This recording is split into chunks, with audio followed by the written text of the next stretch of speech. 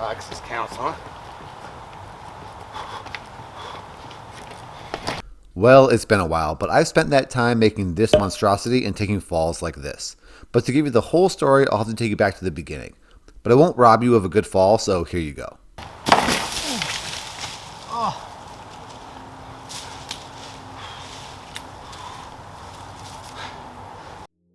I recently moved to West Michigan where my wife and I live in the woods.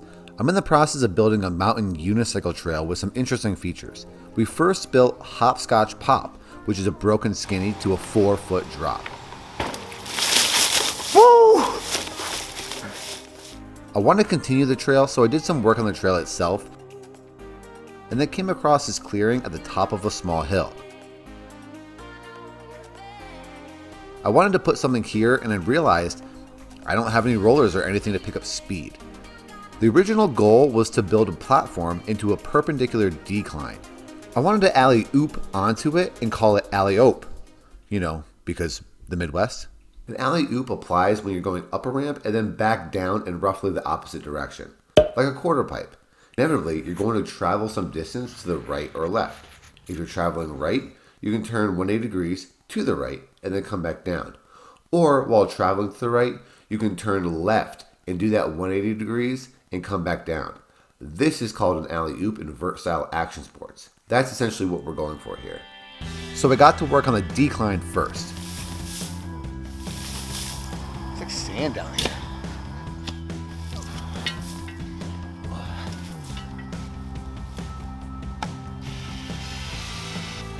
I've also broken down a lot of pallets recently for another project, so I had these stringers, so I use them to brace the supports.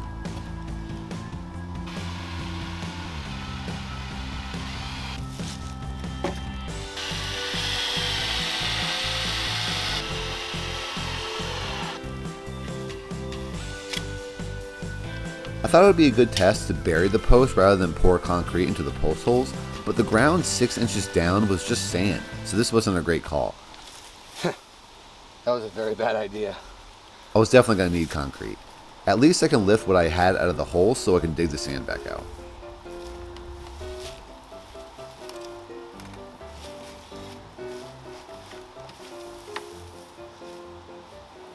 I really wanted to use material I had lying around from the previous owner or things I had already done, and I had some 4x4s and a lot of old decking boards I found under the porch.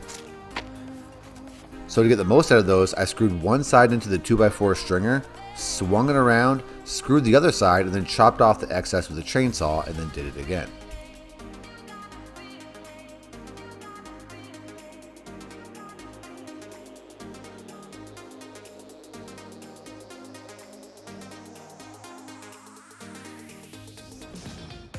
It probably would have been helpful to chop this annoying plant, but like using things they already had on me, I didn't want to chop anything down I didn't have to.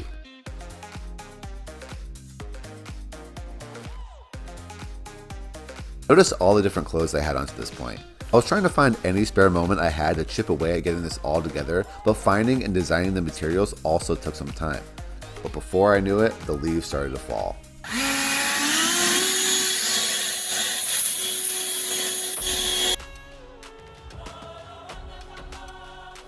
When building Hopscotch Pop, I had some railroad ties left over, so those were good to go for the post to the ramp coming up to the decline.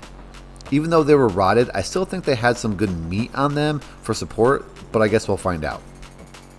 My last strong thing I needed was stringers to support the platform up to the decline. I realized that because where the ramp was situated, I would really have to make the platform a ramp, and I would have to make that ramp super steep, which kind of defeated the purpose of an alley-oop. If you didn't have speed, it really wouldn't work. The goal was to have a platform, not a ramp, so you can kind of keep your speed. And if I had a platform now, it would be so short, the whole ramp would not be utilized. So instead, I just made a roundabout ramp so you can drop in from the tippity top of the decline. Maybe we'll save the alley-oop for another day. I used some of the stringers I had left over to deck the top of the drop-in. I had to be careful because a lot of these stringers had metal nails in them that I couldn't get out, so I chose not to use my chainsaw and then use this pole saw instead to cut the excess off. Because if I caught a metal nail on my chainsaw, it would probably be a lot more catastrophic than if I caught one on this pole saw.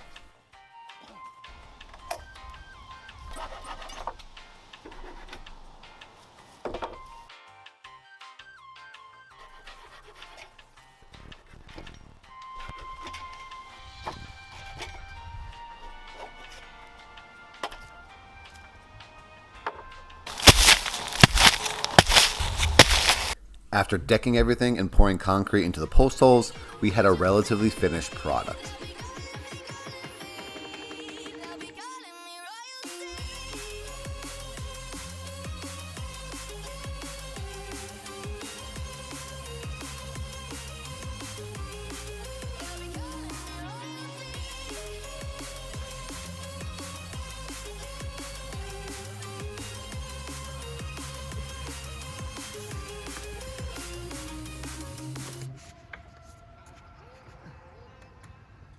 So we extended the trail and added a new feature here. I still want to build the features as I build the trail, so this trail isn't all the way done yet. I had to build more ramp to get to the bottom of the skiddy, but I ran out of wood, so I just started digging. Hopefully this will work. Maybe a jump to get on the ramp with dirt.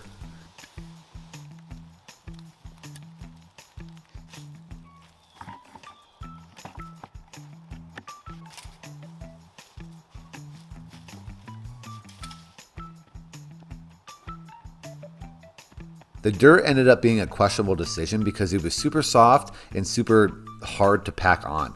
So it was always moving. It was hard to ride on.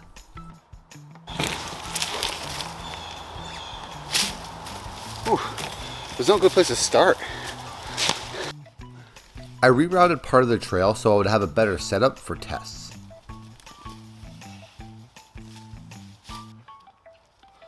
That's better.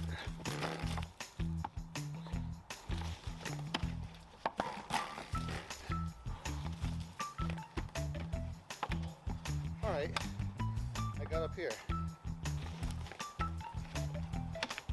Ooh. Uh-oh. We have a problem. So when I land here, I think I'm not at an optimal crank position to jump here, which is going to be a problem. The issue is when I land in a flat crank here, I'm predetermined by my wheel length as to where I'm going to get another flat crank. A quarter cycle gets me here, a half cycle gets me here, 3/4 gets me here. Essentially, I need to back up the ramp since I'm just shy of an optimal crank position at the very end of the ramp. So it's putting me at a disadvantage.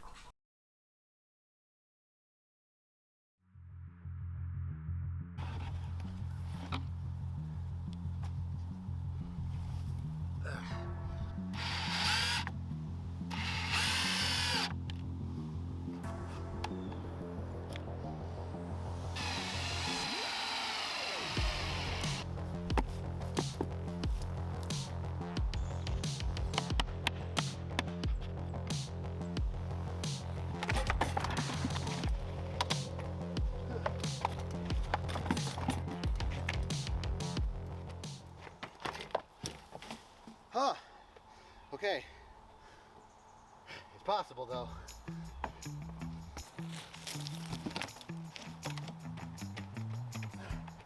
Ugh.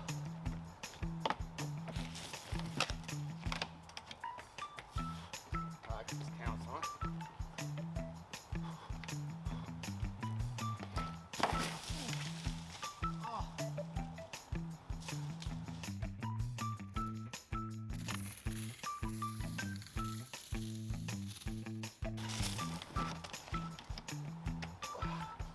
Again. Hopping.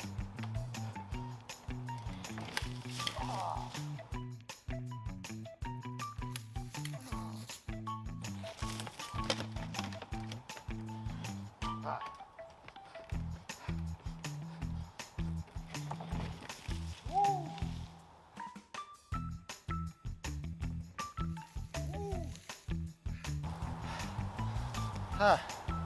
That is not like smooth at all. Because of this bump at the lip, I was hesitant to ride on the top of the platform for fear of catching it and falling all the way down. So for the sake of making this more fun, I just cut it off.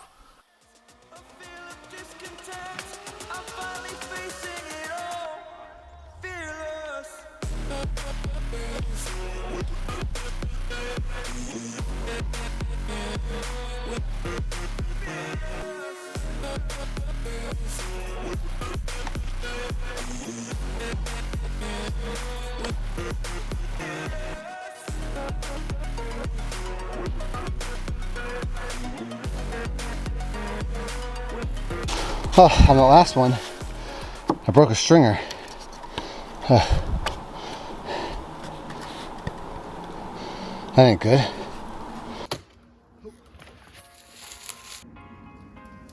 Now, not only do we have hopscotch pop, but we have this sketchy scrap wood roller. It turns out this monstrosity was ridable. Here's what we started with before this build, and this is what we just added on. I decided to call this feature Scrap Roll since it's technically a roller, but it's scrappy and made of scrap. The bridge to get on to the top wiggles. The platform isn't long enough for even half a crank cycle. I just broke a stringer scrap. Screws are already coming out. This should be smooth, not a ledge to a jump. And the dirt on-ramp is not ideal. I literally threw this together, but all this can be fixed in a future video. Nothing of what you see here is ideal though.